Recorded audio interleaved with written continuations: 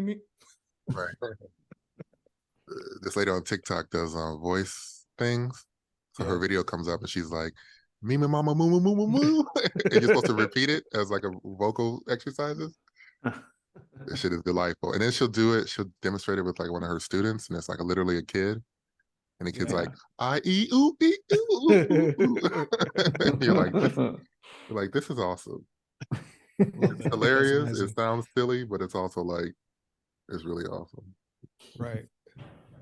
That's funny. Welcome back to Black Guys on White Movies with another edition, another rip-roaring edition, another hot white movie for your ears. I am your host, Aaron Covington, along with my co-host. Amon. Oh, I jumped on it. Amon Adumer, along with Bernard Harris. And this week we're looking at murder mystery, whodunit, throwback film by Ryan Johnson, 2019, Knives Out. Knives Out, ladies and gentlemen. Wow. 2019 feels like it was yesterday. That's wild that that's a... It's one of those things, like everyone has commented during these last few years. It's like, it feels like both yesterday and 17 years ago. You know what I mean? I was just talking about this the other day. Like, we don't talk about COVID enough, what it did and what it was like, and the lockdown. Like, we're all trying to put it behind us and move forward, but the reverberations. And also, it's like, at least no matter who you were, even if you were a person who was like, "Oh, I'm outside, nobody can stop me," like, it was still 2 years of your life. Yeah. You, like, even if you wanted to be out, you were going to run into things for 2 years. Yeah, like out here, we were really locked down in LA, and some of my friends that do stand-up, they go to other cities at different points and be like, try to do a COVID joke. One guy was like, I went to Austin or wherever they were. It's like, did a COVID joke, and people were like, what? We was outside, bro. What you talking about? What you talking about? Right. But even if you were outside, it was still, that's what the world was. And like, COVID was like, you were aware of it, you were hearing about it, you were interacting with it. Probably got sick. Like, even if guaranteed. You were just like, man, this is a weird cold. And then you just leave it there. I can't taste anything. It's strange. Oh, well. Yeah, better go to the club. But this week, anyway, back to movies. Dance is the only cure I care about. We're gonna do Black Movie of the Week first, I think. I forget the order we do things sometimes, but instead of highlighting one Black movie, whodunit kind of thing, which Harlem Nights kind of came to mind, which was a big ensemble cast, right? Is that the one? With Eddie Murphy? Yeah.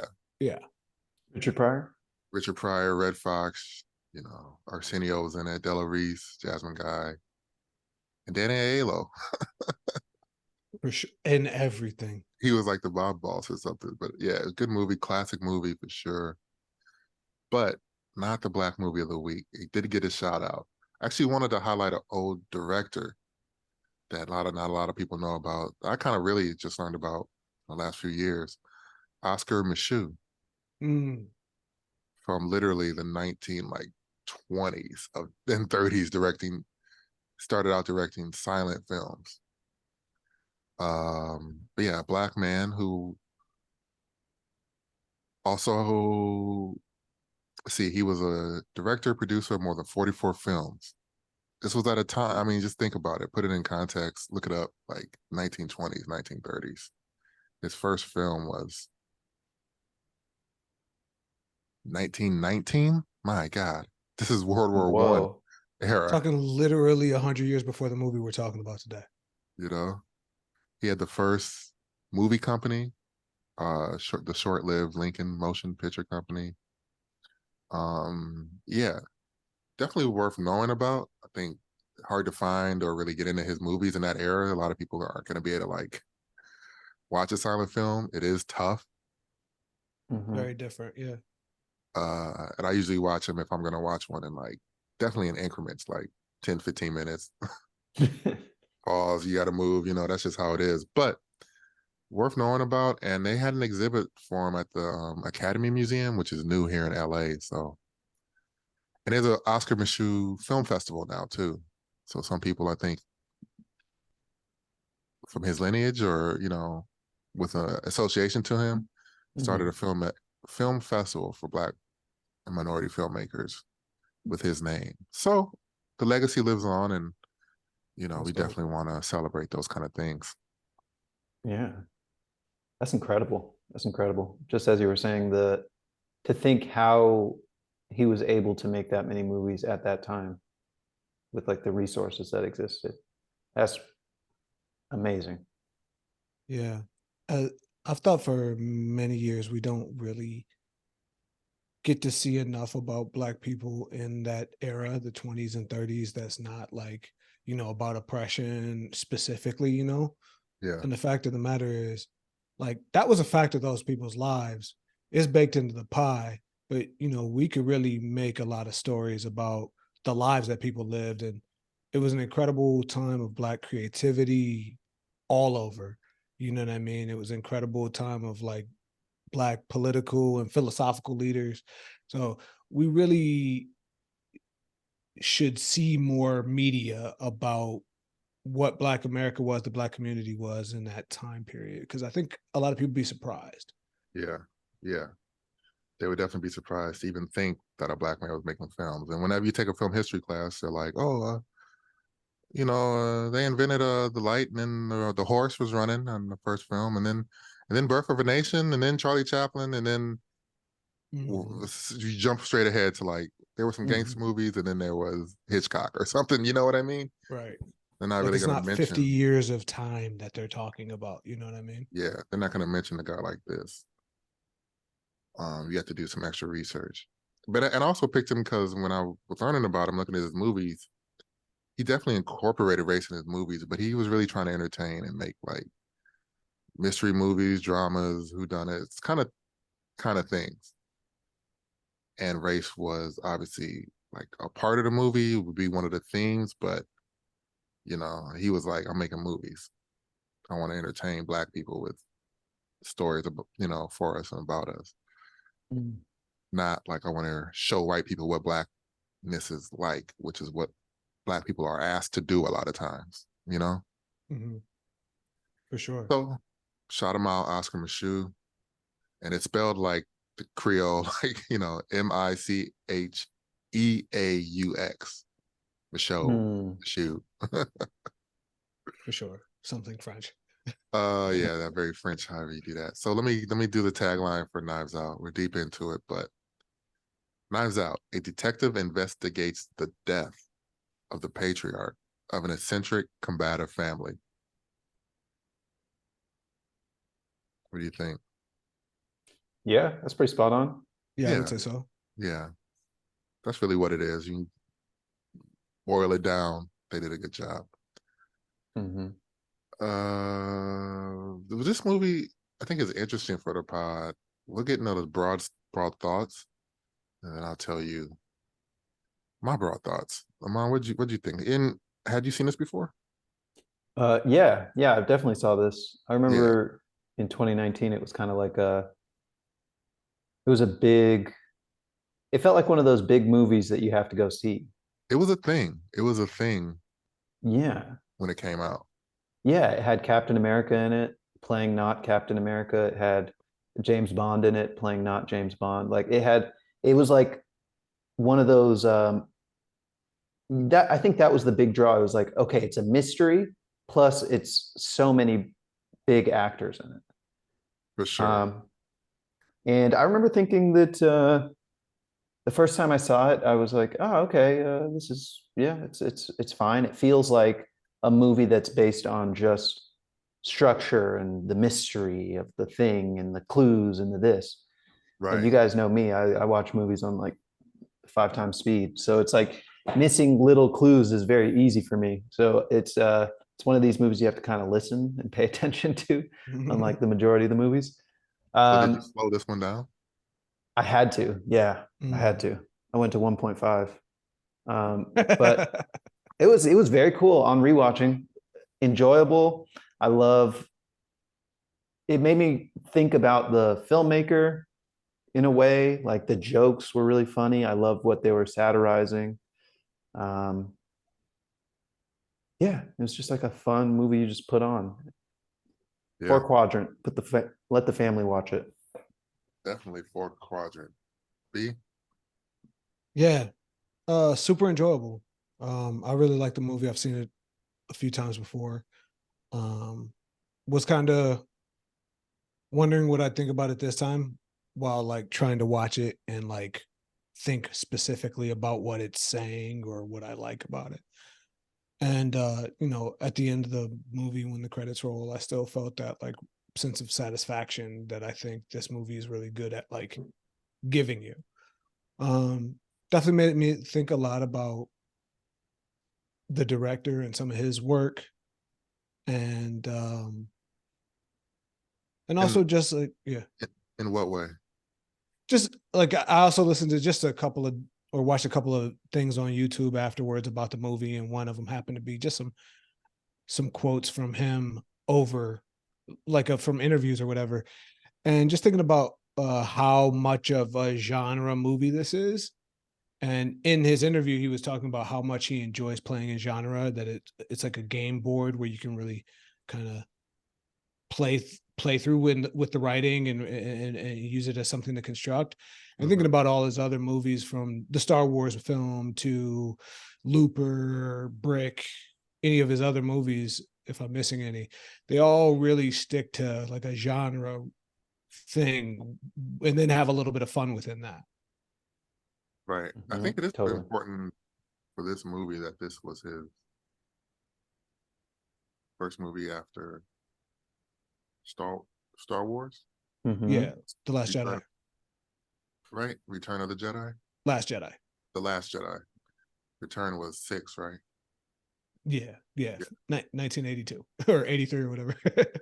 Third movie, but the sixth and the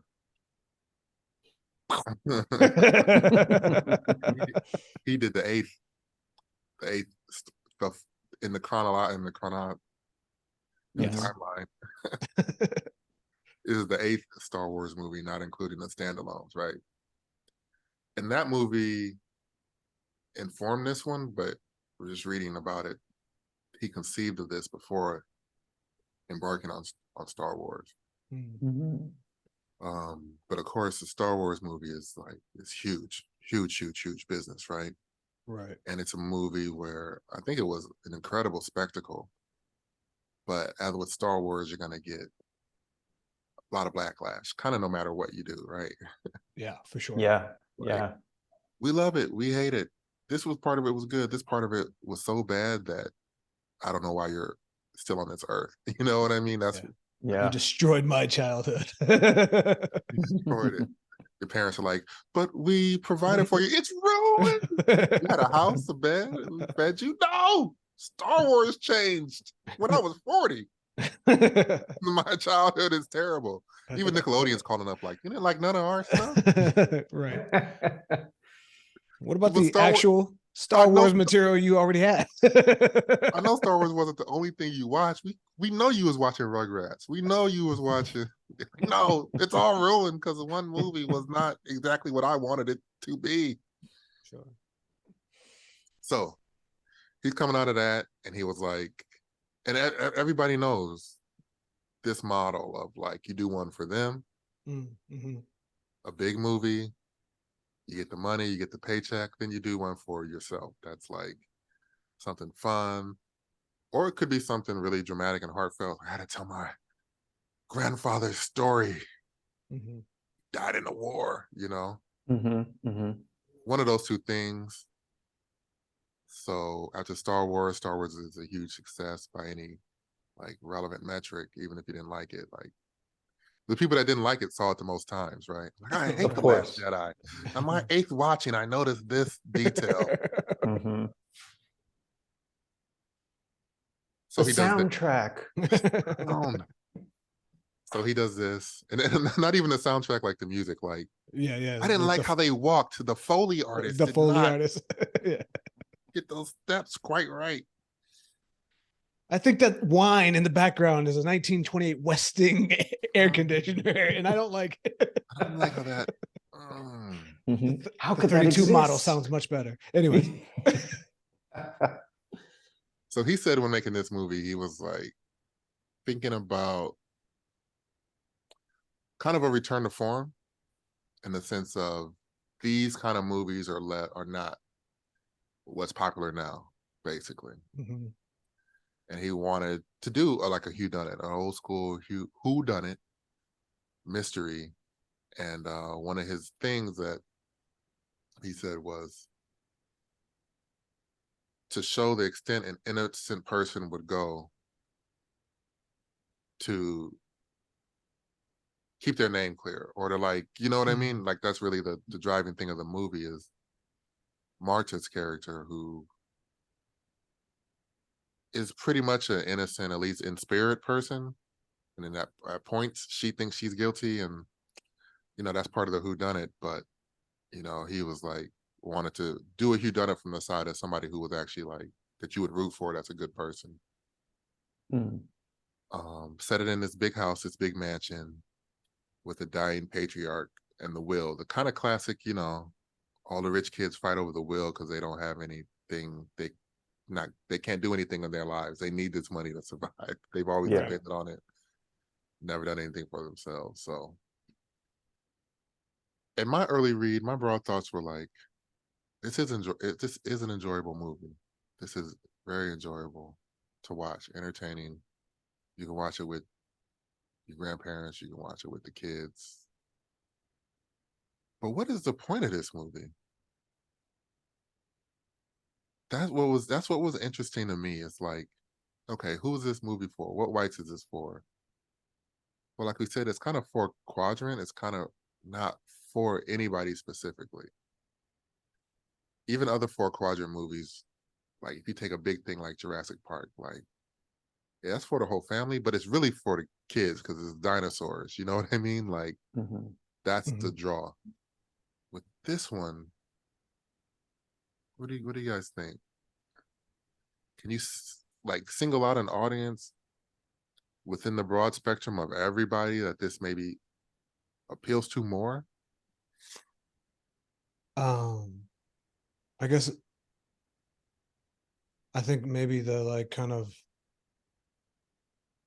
I don't know, kind of adult that sounds weird. Yeah, maybe adult. The adult movie going public, like if it does feel really broad in the sense that like I would just feel like this is like for anybody who maybe wants to see something different than Star Wars or Right, a or big blockbuster yeah, or a big superhero blockbuster or something like that.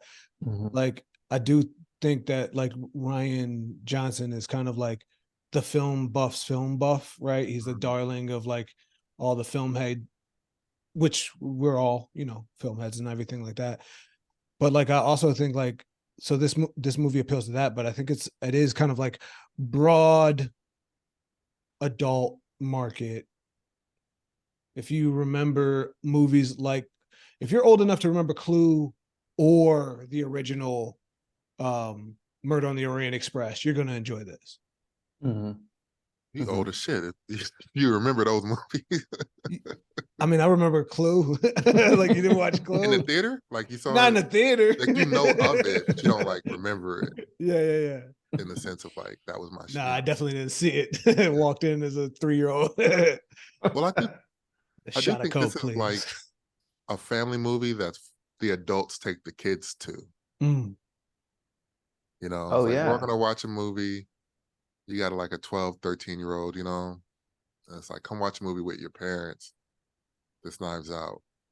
As opposed to a family movie that the kids really want to, or the teens really want to, or that's so family that nobody really wants to, but everybody, I don't know. This seems like that's a separate genre. Yeah. Too, but this is for like your older brother that's in his like 20s, that's like maybe went to college, maybe a little film snobby, maybe just loves James Bond. Like Daniel Mhm. Craig or Anna de Armas, this was one of her movies that really blew her up, and Mhm. she's like a Hollywood heartthrob, kind of fits in Hmm. that category now. Man, Anna de Armas, James Bond, Captain America. Because Hmm. this really threw the people out there: Jamie Lee Curtis, Don Yeah. Johnson, Michael Yeah. Shannon, Tony Collette, like, An amazing cast for sure. Crazy cast. Yeah. That. which is also part of this genre, right? Mhm. Yeah. I think he did a really cool, interesting thing with this movie, and I've listened to interviews with him where he's talked about. I heard an interview where he was talking about the second Knives Out that came out and how he didn't want Knives Out to be in the title, but Netflix and the people who were paying for the movie wanted it to become a franchise. Yeah. Mhm. And I think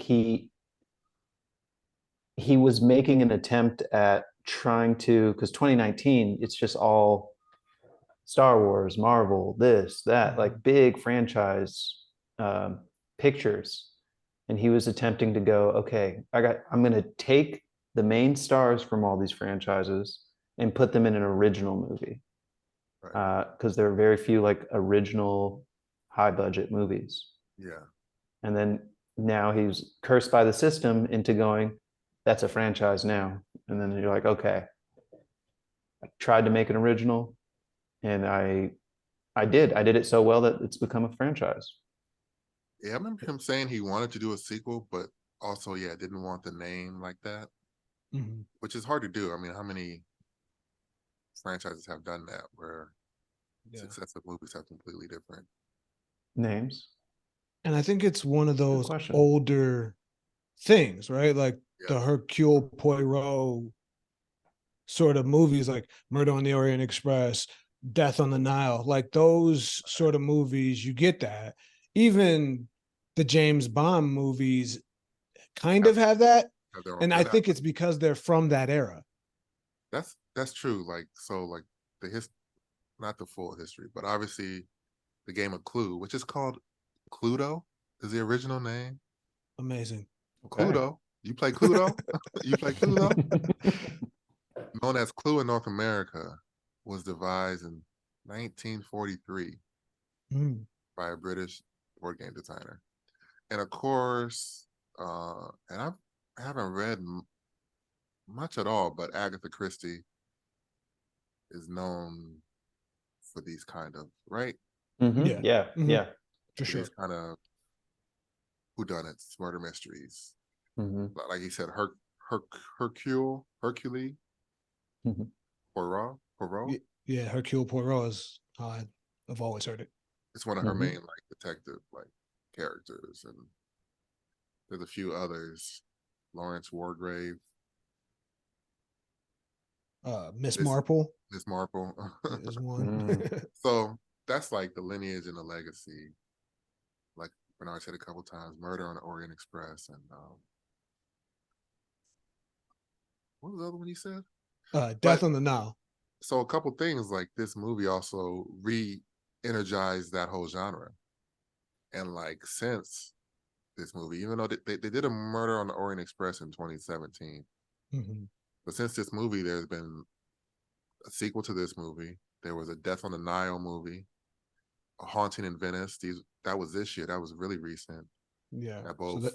feature the Hercule character as a detective. Mm-hmm. Then Mm-hmm. there's been a couple TV shows. I think After Party is the name of one. Mm.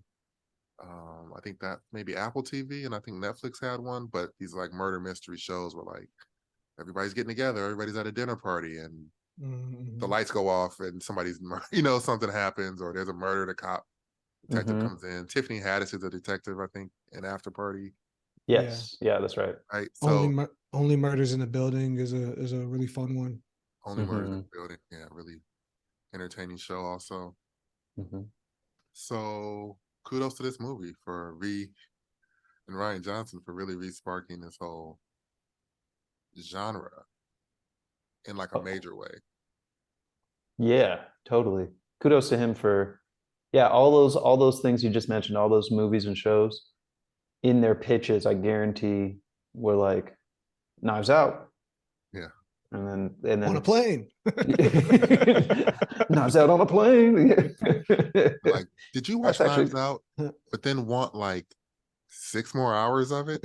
Because I got a TV show. exactly it. And kudos to him also, just on like a career stance, to go from making, I think maybe one of the most either hated, not hated, but divisive Star Yeah, Wars movies, for sure. and then bouncing out and Mhm. continuing to have a career making it his own. Even at the time, I was like, this is genius, especially since this movie was so well received. Mhm. Mm-hmm. Because it was like right after Star Wars, big hit movie. And it's like he doesn't have to live in Star Wars Yes. anymore, you know? Yes. Yeah. And Huge. it's interesting because it leans into debate, right? And it's almost it's so very different than like a Star Wars, because it's almost like something that, like, a person can't have like a version of this movie that they had already thought of that this doesn't meet up to, that they then say it's terrible, right? Right. Right. You Mhm. like, it defies prediction. Yeah. You know what I If it's mean? good, So it's Mhm. just good. You don't have to be like, oh well. In it the would have other been murder better if. mysteries, it doesn't matter. Yeah, it just didn't matter. Yeah. True. And to go back to your point of like for what whites, I think from watching this a second time, he seems like a conscientious, well-meaning guy.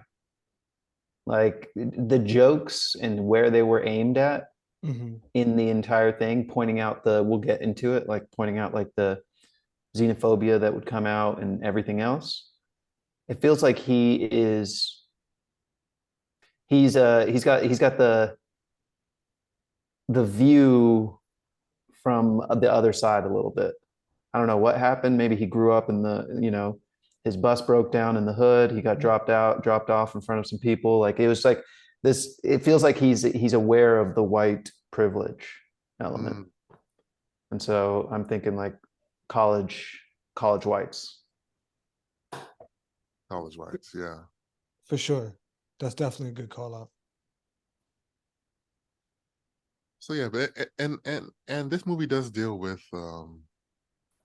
it has some issues and themes relevant, like the greed and white privilege and how they treat the help, which they mentioned in the movie a certain way, and Mhm. it being like Amon was saying, like the caretaker is the one who pretty much wins in the end, and things like that. So it definitely has some themes, but it was just funny to me to watch it and be like, this movie's not really about anything. And I mean, that's not criticism necessarily. It's an analysis. Mhm. It doesn't really detract from watching it. But this is my second time seeing it, and it didn't feel like my first time seeing it, but it didn't feel like my second time seeing it, if that makes sense. Mm. It's like I knew how it ended, but it wasn't like this movie to be so recent and to be kind of so big and have all these stars that I really remember what scenes were playing, how scenes were playing out and things, Mm. Mhm. Yeah. Yeah. It had a weird, like, almost like plastic veil thing, Mm-hmm. you know? I wonder if that's the nature of the mystery movie genre, where I'm like, Mm. I don't know what mysteries I go back to rewatch. Where you're like, the whole thing is what happened. And if you come in, If you know what happened. yeah, knowing what happened, like what's the, I don't know. That's an interesting thought for sure. I You definitely, wonder. Oh, sorry. Go ahead. no, Definitely. I was like, you definitely don't feel for any of these characters, really. You're not like watching it going, like, my heart never sank for anyone. I never was like, oh no, what's about to happen to this? It feels nice in that way. Like the stakes, even though someone did die, are not that Yeah. intense. So yeah, what were you about to say?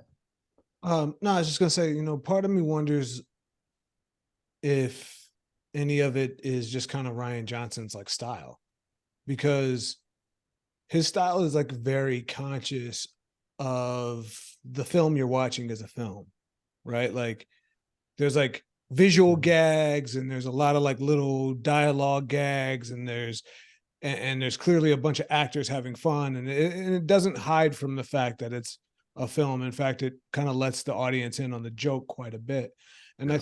think he did that a little bit in the Star Wars movies and certainly in like maybe Looper a little bit. I remember Looper, there's a great line where somebody asked somebody about how time travel works. And he says, if we start talking about how time travel works, we'll be talking about it for 50 years, right? Like, and he just like gets that out of the way for the audience's expectation, right? Mhm. Yeah. So I do wonder if there's like a certain breeziness to like the way his characters relate to his audience that's a little maybe meta that leads to that kind of separation. Yeah.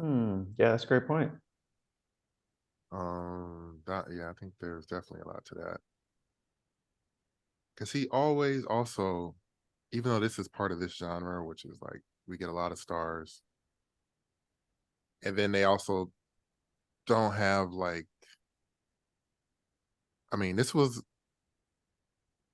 Daniel Craig, Anna de Armas, and Chris Evans. This was their movie, and Chris Evans not really until the third act, or the end of the movie. Mm-hmm. So it's, Jamie Lee Curtis is in it, but it's not like she's flexing her chops a lot. Mhm. Mhm. She actually doesn't have a whole lot to do in the movie. Mm-hmm. And he does that. Ryan Johnson, maybe coincidentally, all his movies have been really like stacked with the cast. Even his indie movie Brick was like Joseph Gordon-Levitt, Mhm. an early movie for him. Yeah, even Yeah, his TV show, Poker Face, is like all big actors. yeah. So I don't know. I don't know that that has any effect, but I wonder, if there's an effect from that too, Mm. from a director that like never had to work with kind of what you would call no-name actors, even at the time, even if they blew up later. Like he Mm-hmm. didn't. Not really. I don't know. It's just an interesting thing. Because sometimes the actors and directors come up together. Sometimes a director like makes a thing and the actor blows up from it. But Ryan Johnson's kind of always worked with stars, which is Mm-hmm. unique, I think, or feels unique at least. Maybe it's not. Yeah. I think Brick's really interesting because like a lot of those actors were like TV stars at that point, Yeah, you know, or like, like teen actors and stuff. mhm. Yeah, And that was kind of the conceit, right? It was like a noir movie with a bunch of teen actors about high school. yeah. Right, right. Anyway, I don't know what it means, but it's yeah. Even the Marta character, like, how did I really feel about her? She's like the sympathetic character in the whole thing. Mhm. Mhm. And she Man. does have kind of high stakes in that, she could go to jail, her mom could get deported, things could be Mhm. really bad for her, but definitely doesn't sit in that for long where you like, I don't know, I didn't really feel like I was tracking that part of it so much. You kind of just Mhm. tracking the murder, the clues for the murder, or to see who really did it or what actually happened. Because it's not straightforward. It's not, oh, her and Harlan concocted this thing and that was it. That's how it went. You know what I mean? It's like Right. we wouldn't be here if it were that simple, or she would be a different character. Yeah. I think, if we're, as far as Marta goes, I think Anna de Armas is obviously an amazing actress. She's having a moment. Um, and I don't mean that in a reducing way. I mean, it's her moment now. She's been Yeah, on a she, string of hits. yeah, Um, Mhm. but some of the social commentary, which it definitely is playing with, it's intentional, right? And I think it's also really clever within like that sort of whodunit thing. It's a very British genre. And in British stuff, there's always like class, right? It's always about the lords and the ladies and then the maids and except over here class has a racial aspect to it too. And Mhm. so I think it's interesting to try to like, I think this movie does a lot to take those British tropes and map them onto American outcomes. Hmm. But also for that social critique or commentary to, I think, land it harder, I think I might have needed, maybe someone who didn't necessarily look like Anna de Armas, because Mm. I'm from half of my family is pretty light skinned Latinos, so like I get it, but I mean, change her accent and she doesn't not fit into that family. Right. Great You know what I point. mean? And Mhm. so somebody a little bit darker skinned, browner, blacker, maybe even still from a Latin American country or anywhere else. I think maybe some of that social critique and the MAGA commentary and all that stuff might have landed a Mhm. little harder, Yeah, or somebody with all that also maybe a little older. Yeah, Yes. Yes. for Yeah. sure. Older and less movie star looking. For sure. Yeah, Right. because I kind of did. Yeah, I didn't necessarily buy into that, or that she was the caretaker and she was the way she was. Yeah. It just seemed like it Yeah. was. It seemed like it was conceived for an older actress Mhm. Mhm. to play, and I think that maybe even might have been more kind of satisfying, Mm, but maybe not necessarily a more entertaining movie though. Well, maybe. Who knows? It's tough to say. Depends on the actress. Hey, yeah. Point hey, is, Anna de Armas did a great job, so I'm not taking anything away from her. right. It's not to No. slam her. It's just kind of how the movie was. Hmm. Because the movie Yeah. was still entertaining, you know. For sure. I Yeah, think maybe somebody with a more African or indigenous look would have really underlined that stuff. or somebody like man, well, I can't think of the name, but who's the voice of the mom of Miles Morales? That Oh actor. yeah. Oh, Yeah. Yeah. Yeah. Lauren Velez, is that it? I don't think so, but maybe. Maybe. Not even gonna look it up. Or yeah, like an older Hispanic actress, I think. I feel like Anyway, even like not we'll do casting and everything, but I feel like even like an America Ferrara, who just kind of oh looks man, just like more of a regular person. she looks like a real person. Yeah, She looks like a real person. I mean, like Mhm. a she's real obviously still person. beautiful and everything. She's an actress, but you know what I mean? Looks more like a Yeah, real person. And I think that might have just like I could believe she was living in that apartment with her mother and sister and trying to make things work. yeah. Oh yeah. 100%. There was a really interesting movie in the last year or a year before called Triangle of Sadness. You see this? No, I Mhm. didn't. That was a great commentary on the same things. Hmm. Not a murder mystery really, but definitely like this trippy foreign film where these people end up stranded on an island, and one of the workers from the cruise ship ends up kind of the leader, kind of Robinson Crusoe thing, because she actually knows how to do stuff, and all the rich people don't know how to do anything. And Like, I caught the fish, I'm in charge. you said it's called Triangle Sadness? Yeah. Okay. What was I gonna say? Knives in, knives out. I what is the title? So there's obviously a line of dialogue where they say it in the movie Yeah. where Yeah. he says there are a bunch of vultures, beak sharpened, knives out. I think that's the line, something like Mm-hmm. that. So what's up with that chair? So that's a great question. And I never really knew before, but I think this time, because like I said, I've seen this a few times. I think this time I really thought that that represented the father's, the grandfather's like sense of like tricks and games. Right, because he is a writer, a Right. novelist, Mhm. and he writes novels like what a meta commentary Right. again. He writes murder mystery novels. And so he's like obsessed with like tricks and games and secret ways of like pulling off a murder or whatever. And there's a line where he's criticizing Ransom, the Chris Evans character, early in the movie, and he says that boy wouldn't know a real knife from a trick knife. Mm. Mm-hmm. And Sure then enough. and then sure enough it comes up. So I feel like that's both a commentary on the grandfather and his obsession with like trick things, but also a trick on the audience, because they only show us one knife in the entire movie that actually cuts anybody, and then we, the audience, assume that every other knife we see is a sharpened blade. Mm-hmm. Right. Right.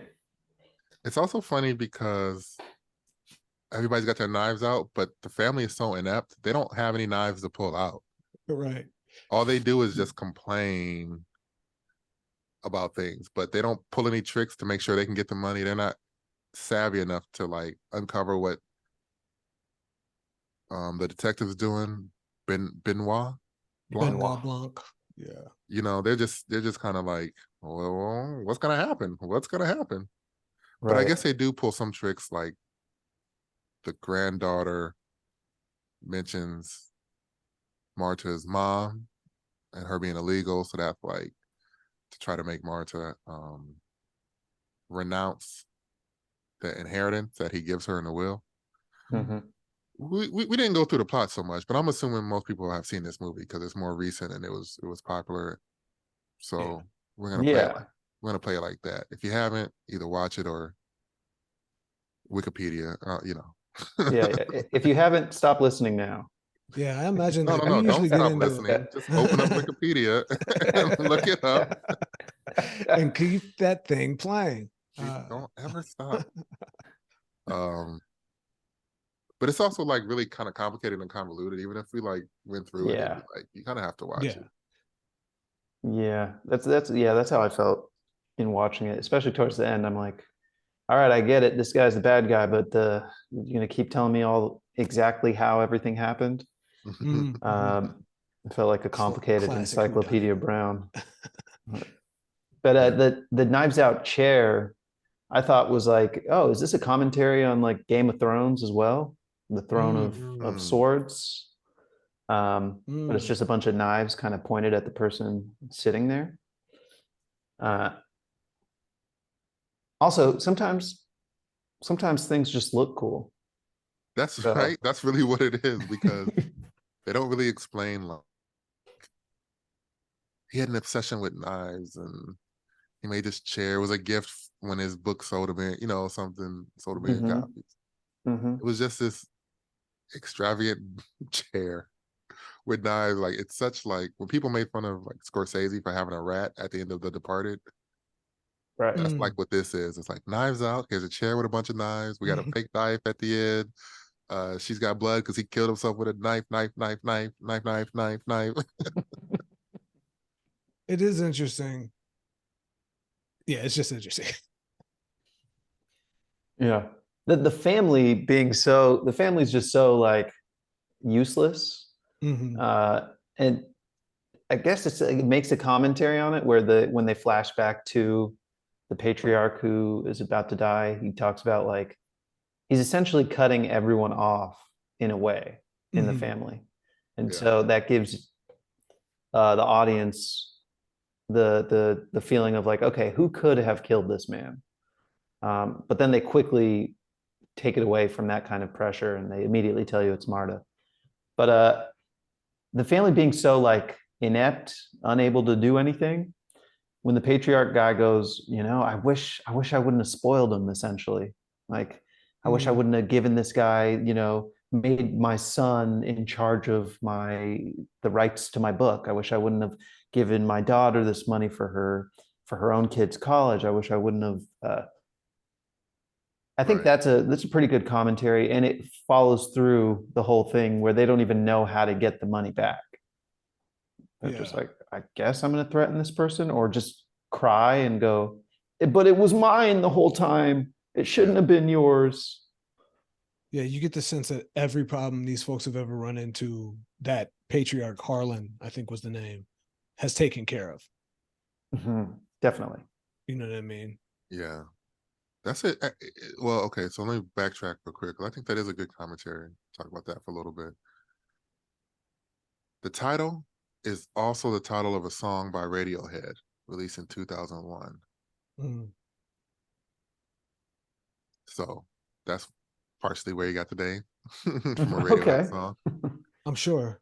He said when he finished the screenplay and after Last Jedi, he showed a finished draft to friends, and the response was cynical. Mm. A few reactions were, we like this kind of movie, but why do you want to do this? This did give me pause, but I felt like I knew deep down inside why I wanted to do it. And that kind of goes to my point of like, what is the purpose of this movie? Or why was this movie made? Or how did it get made? Because it doesn't fit within any structure of making movies in Hollywood, except unless you did a Star Wars movie before. You know what I mean? Right. Like, you For can't sure. pitch this and be like, I got an original murder mystery whodunit in 2019 and think that studios are like, bingo, you Right. know? So he really defied the odds and made something like that nobody knew that people wanted to see, which itself is a critique on the industry that thinks it knows what everybody wants to see at all times Mm-hmm. and kind of undervalues or underestimates its audience when people want to see a lot of different things. And we may flock to certain things as humans, but that doesn't negate the varied interests of large collections of human beings. Because almost every year, every couple of years, something wins an award or has a box office that people didn't expect. You know, even going to like when Parasite won, Mm-hmm. you know, that really came out of nowhere and it was so good. It was like, oh, people love this movie. It was another kind of murder mystery in a way, or I don't really know how I would categorize it, but it was definitely not a traditional movie in the structure, and it was foreign, and nobody Mm-hmm. knew people would want to see that until we saw it. You know, and now Right. true to form, just like there's a bunch of whodunits now, there's a bunch of foreign dramatic thriller titles all around these streaming services now. You know, Yeah. Do you get Mhm. Squid Game without Parasite? Probably not, right? Mm. right? Or at Yeah. least you don't see it here. Yeah, yeah. It doesn't make it across the shore, or it builds up much slower. Maybe Netflix still has it, but it's not like an instant super phenomenon. Right. Best case, you know. Yeah. Yeah. I wonder, there certainly seems to be something about Ryan Johnson that is like, I guess Finger his on the move. pulse. Yeah. But I guess I feel like his movies the point of them is that they're movies, right? Like, Mm-hmm. you know what I Right. mean? They are like, he's very somewhat cognizant of the entertainment factor, For sure. Yeah. you Yeah. For know? sure. So it is interesting to ask like what is the point of the film, because I don't know that it has one other than like maybe his own personal thing of I want to do a whodunit and I want to see what that looks like in 2019. You know what I mean? Yeah. Mm-hmm. Yeah. Which, I mean, his whole career, before I get to the privilege of the family, which we'll talk about a little bit, but Sure. the privilege of being, you know, a white director, kind of like an average white dude director, who obviously is really talented, but is afforded this ability to make movies where he doesn't have to go in and be like, movie is about, you know, the upbringing and the Mm-hmm. pain, and I saw a kid Mm-hmm. shot on TV, and that made me think about how I needed to tell the Mm-hmm. story of time travel with Bruce Willis. You know what I mean? Yeah, He could just for be sure. like, here's a cool science fiction movie, man. It's kind of about classism, or here's a cool murder mystery. It's kind of about classism, but really like, I just haven't Right. seen a whodunit in like a decade, and I want to do one. You know? Right. Mm-hmm. Mm-hmm. Yeah. That's he's referring back to, I'm sure there's personal stuff in it from his life, but Mm-hmm. the inspiration to make these movies are based on movies he watched when he was younger. It's so tough if you're a minority filmmaker to be like, oh, I just want to do a movie. Like I grew up watching, um, say, you know, whatever. Really, I grew up watching Mm-hmm. these political thrillers. I just want to bring that back. As a minority filmmaker, that's just not enough. You Mm-hmm. know, No. that meeting's not going anywhere. You have to be like, so I want to do like this political thriller about the first Black Right. The first black judge in the city. And in the case, oh well, yeah, white people killed so many black, you know what I mean? Like either have this historical point, which goes back to our talk about like the lack of black fictional iconography, Mhm. or you know, you have to embed it in like a tragic retelling, or Yeah. you know, even Yeah. just to be a minority and pitch something original is a can be a high hurdle in this industry. Mhm. It's not based on a real story or something. So It's like, how does it connect to the greater civil rights universe? Is it the civil rights cinematic universe. Right. civil rights cinematic universe? Who's coming in at the end? Write that down. That is we're coining that term. We're coining. I'm Mary tweeting that Bethune out McLeod, it's you. as a Jedi. I don't know. It's the only way because it's a cinematic universe now, so it's multiverse and Truly, powers and truly. stuff. They did try to make Harriet Tubman like she had superpowers in the Harriet Tubman movie. I don't know if you Oh, saw for that. sure. She was a I didn't see Harriet that. Bourne for sure. She was Wolverine, Harriet Tubman, super senses. But the family is actually an interesting thing. We'll talk about this shortly, but it's interesting in a human culture, American culture, like, yeah, be rich, be rich. But then all you ever hear about is like spoiled rich kids, you know, the rich family that is so inept they can't barely survive in the world, but except for they're rich. In the show Billions, which is one of my favorite shows, in like season one, he bought some company that was run by like the son or the grandson of somebody. And he was like, tale as old as time. Like the first one makes it, the second one blows it, the fortune, and then the third one, you know, something like that. But it was Mhm, like mhm, from rags back to rags in less than 3 generations. You know what I mean? mhm, mhm. It's like the first one makes it, the second one squanders it, the third one wastes it, or something like that. Yeah, yeah. That's like a straight up. I think it's like a Buddhist phrase too. That's like from Yeah, I mean, yeah, they were referencing something else, but that's just where I heard it for sure. For right. sure. So it's Yeah. like in this movie, we saw it happen in really 2 generations. Like he saw the rise and fall of his own empire. What are you gonna say, B? I was just gonna say, the other thing about that within like the specific family in this movie is I also feel like a lot of it was that patriarch's fault though, too. Like he was incredibly controlling. He was incredibly like kind of dismissive of emotion and certainly unconnected to his family. I think there's a great line where Jamie Lee Curtis says, you know, if you could find a game to play with dad and play it by his rules, then you could communicate with him. Mm, Right. And so mhm, like it all happened on his, you know, and even there's like the coffee cup, my house, my rules, my coffee. Yeah.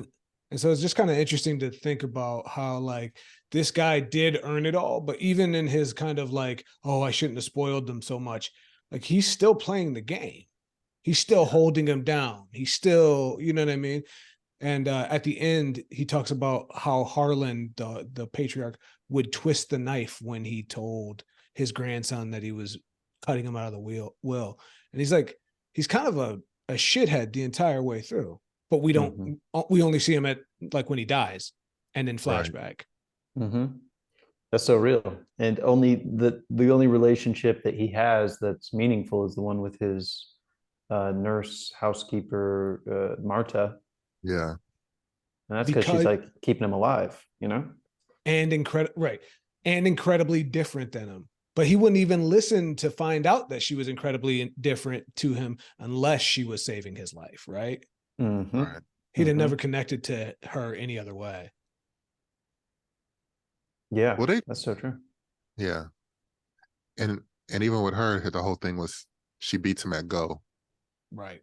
They found a game to communicate, and that's what he told Ransom. He was like, she's even when Ransom found that out, the Chris Evans character, he was like, first he was like, he said I was the only one that could beat him, and in the movie somewhere he overhears him saying, that she beat him or something like that. Again, it's convoluted, but that became an important part of the movie. Mm-hmm. The game Go. So it is interesting to think how that plays out in real life, of like the desire to be rich, what we see and how we view descendants of wealth. You know, you almost wonder, especially in the Black community, it's like, gotta create generational wealth, generational wealth. Yeah. And it's like, most rich people don't really create generational wealth because the next generations blow it. Like, kind of, what is, how much you have to have for it to be generational wealth? And for that to be like kind of the dream right now, the American dream, it's like, that's extravagant. It used to be, oh, you know, make a nice living for yourself and put your kids in a position to succeed. Now it's, got to make $1 billion. That's the American dream now. It went from something like attainable to being something that's just not attainable for more than a couple people. Yeah. And it's gone to like, I've heard this new trend of like, spend it while you're alive. So it's not even about maintaining the future generations. It's just like, I'm making my billion, I'm using my billion. I have not seen that. Oh, you haven't? Oh, it's been happening. Or they'll in the like what's that word where they're like showing off how good of a person they are? OnlyFans? Yeah, in their OnlyFans, right? You know, Bill Gates and Warren Buffett, they're OnlyFans. What do you mean showing off how good of a person they are? That could be a lot of good people in there. Virtue signal. Virtue signal. Ah, yeah. Yeah. In the virtue signaling of it all, they'll go, I promise to donate my fortune to some charitable cause when I pass away. Oh, yeah, like the giving tree or something, like the oath. Yeah. And so it's like, okay, it's become so focused on me now, as opposed to focus on the next generations. The charitable organization with a trust that is managed by my own children. 100%. Exactly. And for sure, because it used to be, not used to be like I know, and I was there or anything, but read about rich people in the past, and what they would do is often like build a school or donate a building or a street or something to give back, in their minds at least. Maybe it didn't work out like that, but to give back to like the public good or to provide a service to the general public. That's not what rich people do now. They donate donate to charity for your tax deductions, and I don't know, try to go to space or try to buy as many businesses as you can. But again, at a certain point, you're not, who's building a new school, you know? Right. You can't, you know, a lot of cities, if you're like, I want to rename this library, they're like, nah, man, this is from some guy from the 1500s or whatever. We're not renaming the library. So when you get that kind of money, a lot of your movements are about leaving a legacy in some way, regardless of how well off or prepared your family is, your real legacy. But it's, you know, like a lot of Trump's moves, not to get into the whole Trump thing, but it was all legacy. He's like, I want to build this wall because what kind of legacy? Imagine if the Great Wall of China was like the Great Wall of Zhao. You know what I mean? Somebody, some Chinese, and their name was attached to it. That's what he wanted. He didn't care about immigrants. He wanted a giant wall to rival the Great Wall that would always have his name on it, that you could see from space. Right. Yeah. You understand? Like, it's all legacy building, you know? Even the presidential run, and I mean, in that regard, not to get further deep into it, but that's a legacy play, right? He's got his money. He's late in life. Yeah. It's about the fact that it will forever say president behind his name or before his name. You know what I mean? Yeah. When you look at the other billionaires' moves, like going to space, it's legacy, man. But you're the first person to send people to Mars or something, or to colonize, terraform the moon or something. Like, that lasts forever. You know, you buy Twitter so that your name is synonymous with the most popular social media.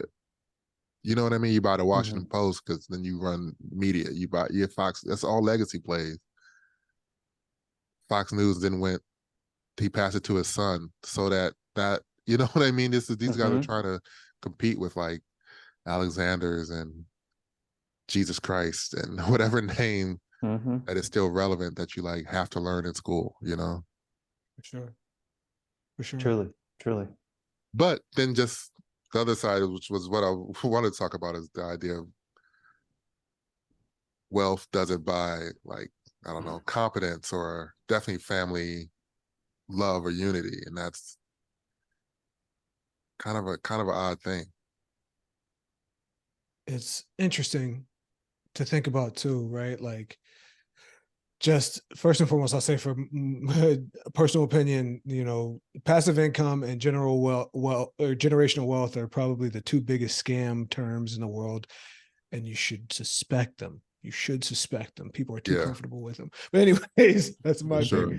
thing. But yeah, like the generational wealth piece of it is really interesting, and especially when applied to this movie, the idea that this guy built this immense amount of wealth, right?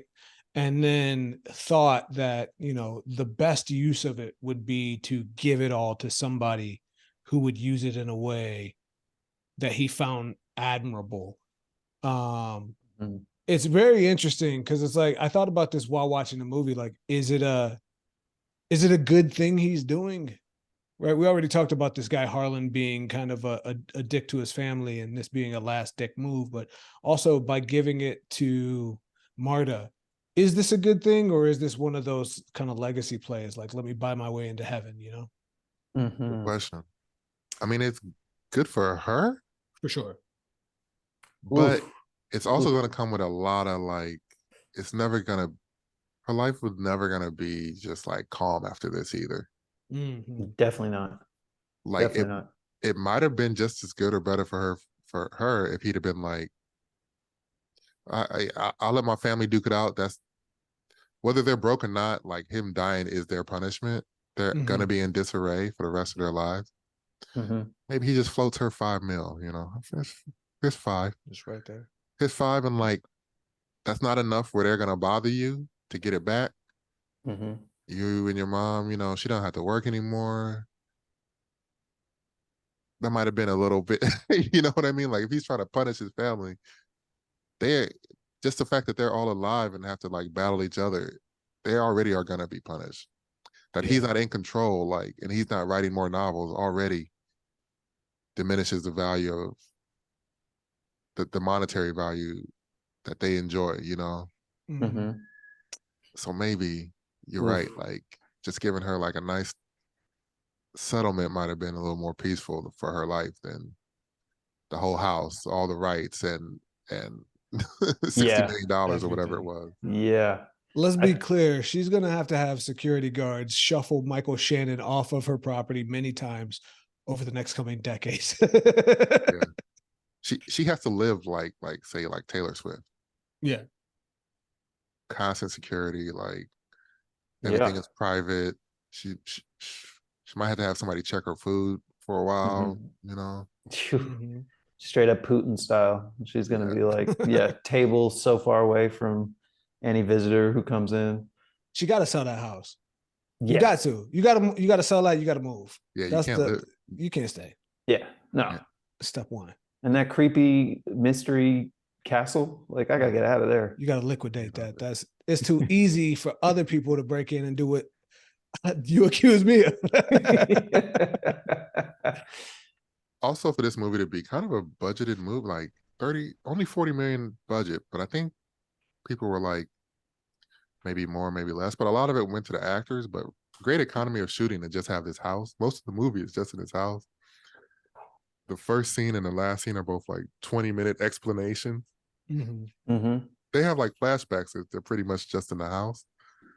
And then you're just in the city just a little bit. Like there's some economy of filmmaking stuff here that should really be inspiring to young filmmakers. Like they say, not save money, but it was written in a way to not be gaudy or expensive. It's like just great production design in the house.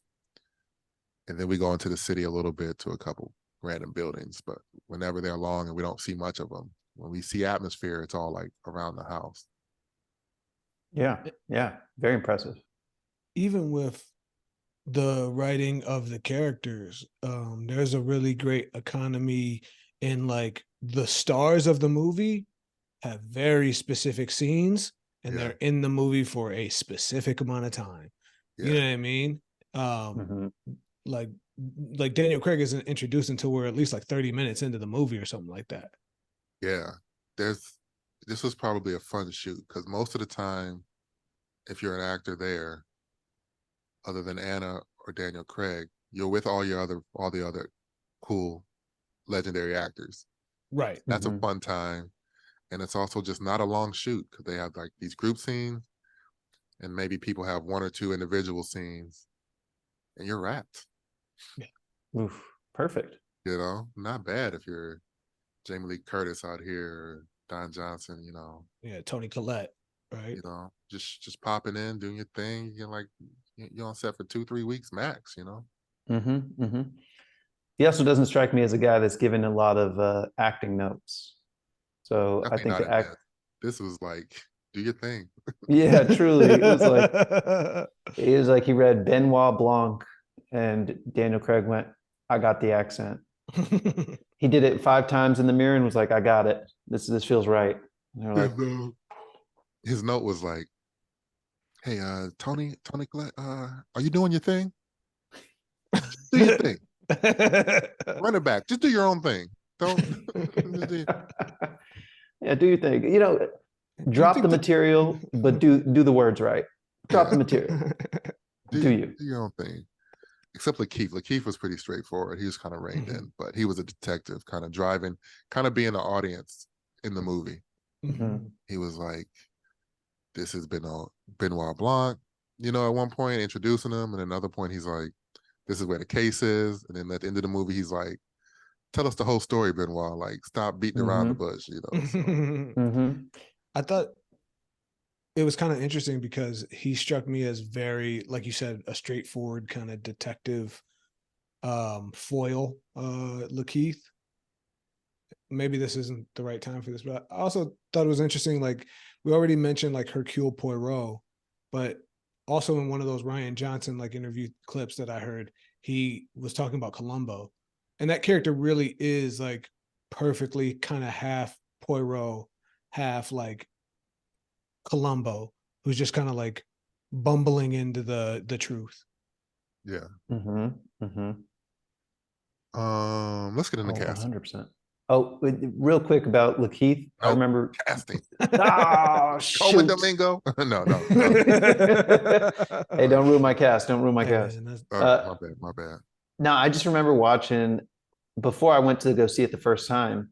I remember seeing the poster of like all these iconic actors, and then seeing Lakeith being clearly like the one a black person in the movie, and I was like, "Oh, okay, I'm checking this movie out because Lakeith is going to get in all of these. He's gonna figure it all out because he's the black guy. He's got to be there for a reason." Yeah, he's got to be there for a reason, and he was not. And it turned out, unfortunately, no. No, So that's an interesting take. That's actually interesting. Lakeith really made it because they put him in a role that didn't make him stand out as the only black guy in it. yeah. right. Yeah, true, true. I mean, that's kind of interesting. As the one black guy is kind of the voice of absolute reason, right? Yeah, Not just Mm-hmm. not just like reason in the detective Benoit Blanc's sense, but also reason in like kind of common sense. Like, all right, Benny, let's just tell us what's going on. You know what I mean? it's Yeah. true. In a white movie made for white people, he is the audience's kind of eyes and ears. Hmm. He kind of guides Mm. us. So using a black guy to like as that for what's ostensibly a white movie. About pretty wealthy folks. I don't know why I said it that way. But I'm glad he was in it. It was nice to at least have some kind of color in this movie, Totally. along with Anna, and her family. Mhm. All right, let's do some quick casting. I didn't really get into casting this week. I was kind of busy and with baby prep stuff and everything. So I might throw some Yeah. names out, but I'm gonna kind of just let you guys run with it. I honestly only cast like three people, but down to throw out some names too. for the other roles because there were too many people that I was like, I'm just going to do the main three. Yeah, Yeah, I you're just just did playing 2. like name Oh yeah, smorgasbord after a while. truly. So I'm guessing Of you guys got a Daniel Craig, a course. Benoit For Blanc. sure. I can go Yeah, go first. Benoit for Benoit Blanc. I was like, who's got this charisma of a Daniel Craig that I want to see do a crazy accent as well? And I had to go with our boy Vin Pod Diesel. Faith. Oh no. Don't step on it. I'm going with Vin Diesel. No, I went with Sterling K. Brown. That'd be He does great. seem like he Yeah, would fit. He would fit in this in the Knives Out world. Like for Oh, sure. just drop him in. truly, put him in He- there. He's like really dry sense of humor sometimes. That'd be Mm-hmm. great. Mm-hmm. You know, I mean, he's kind of a schlubby Bond, right? So I had to go with the one black guy that everybody wanted to be Bond, Idris Elba. I've heard him do a Southern American accent before. I did not like it, so we're gonna have to readdress that. We're gonna have to figure that out. But yeah, Idris Elba. I think seeing him kind of play this bumbly character would be interesting. So who I thought of while we were talking earlier, I'm gonna go Ludacris. Nah, for real?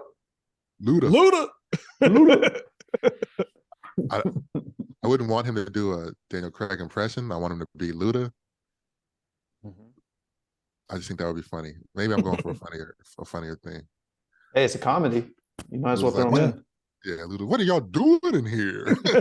Playing with it, in. like back to like '04 Luda, where he plays with his voice. Right. Every sentence ends in a emphasized word. I mean, if Daniel Craig can do this crazy accent, then I can get Luda in there being, you know, chicken and grits Luda. 100%. Now you're making me regret not picking uh, Buster Rhymes.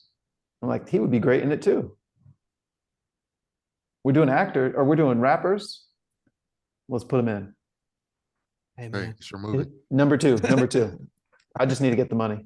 All All right. right, who else did you guys have? I got Marta. Yeah. And so for Marta, I was inspired by the conversation. I did a quick audible conversation about who would be more believable in the role. Mm-hmm. And I went with well, I guess it's gonna be hard being that it's a black movie now, but I went with Rosie Perez. Yeah. Love Yeah, Rosie. one kind of older, but with an OG. Mm-hmm. Been in a few black movies herself. For Kind sure. Oh of yeah. black movie crossover. She Puerto Rican legend. Puerto Rican, for sure. Yeah, we're cool with that. Definitely. So yeah, I tried to go with a couple options, but I went finally with Alicia Pascual Peña. I believe she's in the new Saved by the Bell reboot on Peacock. Okay. Okay. Young Afro Latina girl. I felt if I was gonna go older, maybe I'd do Dasha Polanco from Orange is the New Black and many other things. But yeah, I think Alicia Pascual Peña. Oh, dope. Oh, Dasha Polanco. Yeah, she's great. Yeah, Dasha Polanco's great. I don't really have one for this. I couldn't think of while we were talking who would do this, or even that would be like a funny outside of the box casting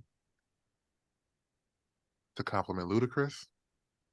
Mm-hmm. I just don't know. So I I'm bowing mean, out. you'll find out in those chemistry testings. It'll be. Can we get Leslie Jones? I'm gonna go Leslie Jones. Yes, we can go Leslie Jones for sure. Leslie Jones, like to just be in a constant like level 10 panic the whole time. I didn't kill nobody. All right, and any other? You said you had one more, Amon? Yeah, I got Ransom, the Chris Evans Oh, character. yeah. All right, who you got? So for Ransom, I went with Trevante Rhodes. That's a good one. I'm like, like throw him in there. Former superhero looking guy playing like a upset child. Trevante Rhodes. I'm gonna go. My my man Michael Strahan. We're pulling him out of the morning show off of the Oh, Mm. yeah. $100,000 pyramid show. We're gonna throw him in a movie just because he's got a good smile. He does. He Shout out does. to fellow big man and former NFL legend, Michael Strahan. All right. I'm going for the Hail Mary then. Mike B. How is that a Hail Mary? That's like that's like the guarantee. No, That's I'm like just I don't know. Marshawn Lynch at the goal line. No, I don't think I don't think Mike B would necessarily take it. This is like it's like the Chris Evans took it. Yeah, for sure. That's true. For sure. But I was kind of thinking like a Chris Evans type superhero guy, Mike B. Yeah. He's like normally a nice guy, so That wouldn't be a shit. That is not a Hail Mary. That is Steph Curry at the 3-point line. Okay. But then it's the guaranteed long bomb. The guaranteed long bomb. It's definitely a touchdown shot for sure. Curry for 3. Shouts to Gucci. That's my man Gucci. Gucci number 3. That's one of the greatest clips. Oh yeah. Who number 1? Eminem? Not on the list. Shout to Gucci. Shout out to Gucci. Yeah, that was the best. That's really all I got for this movie. Like I said, it didn't, it has some issues, but we talked a long time really about it. Yeah. But we found some things to get through, and but like I said, very entertaining movie, and breathed life, breathed life, breathed life, gave life, renewed life to a whole genre that had kind of been forgotten or dormant or not really talked about. But the murder mystery is back thanks in large part to this movie. Truly. Oh, this is like the most rewind ever, but another Black movie that I just thought of now that could be a good pairing with this is The Blackening. Did y'all watch The Blackening? I did see The Blackening, yeah. Just a group of Black friends dealing with this kind of weird board game. It's a horror movie, but I'm like, oh, good for them. Good for them. They did it in a similar manner. And you know what? I fill out the rest of my cast with everybody from The Blackening. That's there you the family. Go. Beautiful. Yes. There you go. I think I'll take the opportunity then to share one that I had thought of for Black Movie of the Week, which was Spike Lee's Clockers. Ooh, I haven't seen that one. It's kind of got it's more of a crime movie. In that one? Yeah, Mackay. Yeah, okay. And Delroy Lindo and a few another. Yeah. But like there's like kind of a murder mystery within that. Like somebody's killed and you don't know who did it. That's one where he was drinking all the milk of magnesia, right? Yeah, man, messed up my stomach. Yeah, moo milk or moo it's something like that. Yeah, definitely a Moose. I think it's moose with a Z. It's something like that. Well, that's it, man. I'm out of here. Knives Out. Check it out. Check out the sequels on Netflix, I guess. And holler back when we holler forward. I just made that up. It make any sense. Beautiful. Wow. Cold game. Deep. Holler back when we holler forward. All right, y'all. Bye. Peace.